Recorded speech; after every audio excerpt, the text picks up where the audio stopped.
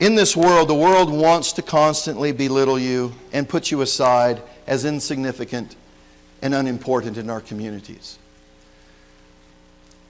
Listen, regardless of how the government wants to treat you.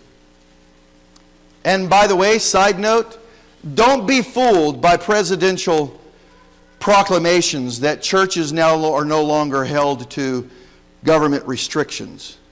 You never were, and you aren't. So don't be sucked in and don't be fooled by what appears to be a day where it appears the church is going to regain some ground that we've lost because the government's going to help us. I say to you, don't put any of your hope in the government. Ask God to keep a government sound and solid to protect you against enemies, foreign and natural, indeed. And ask God to give you a police force local that keeps the government or keeps the people civil amongst each other. But never go looking to the government to give you permission to do what God's called you to do. It's your work called of you and ordained upon you to take this gospel into the highways and the byways of life. You are the chosen footman by Almighty God to advance the gospel. Put that gospel banner back up on your shoulders and go forth into this world. Take it and speak it. Put on and tighten up those gospel shoes of yours. Get them out of your closets. I'm speaking metaphorically for those who are thinking, I've lost my gospel shoes. I don't know where they are. Don't be worried about that. I'm speaking metaphorically. I'm employing Paul's words to the church of Ephesians in Ephesus. Put on your shoes, shod with the gospel, and now go. Don't go without your shoes. You're going to be so silly as that, are you? Church, the gathered saints, our duty is to look unto God. Look at His Word.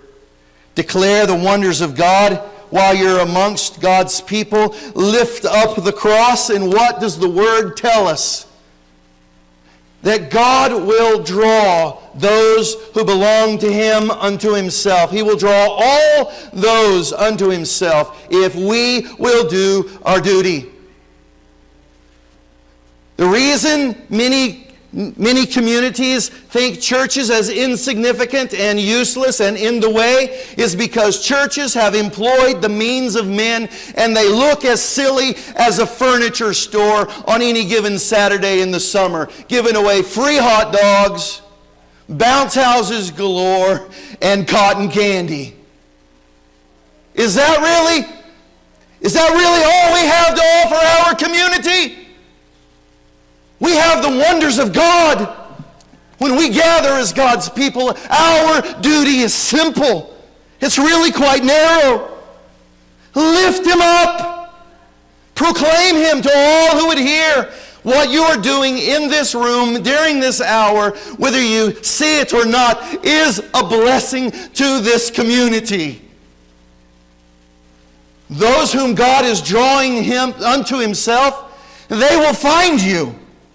He will not let those who are searching for Him wander in darkness. He lets them find Him.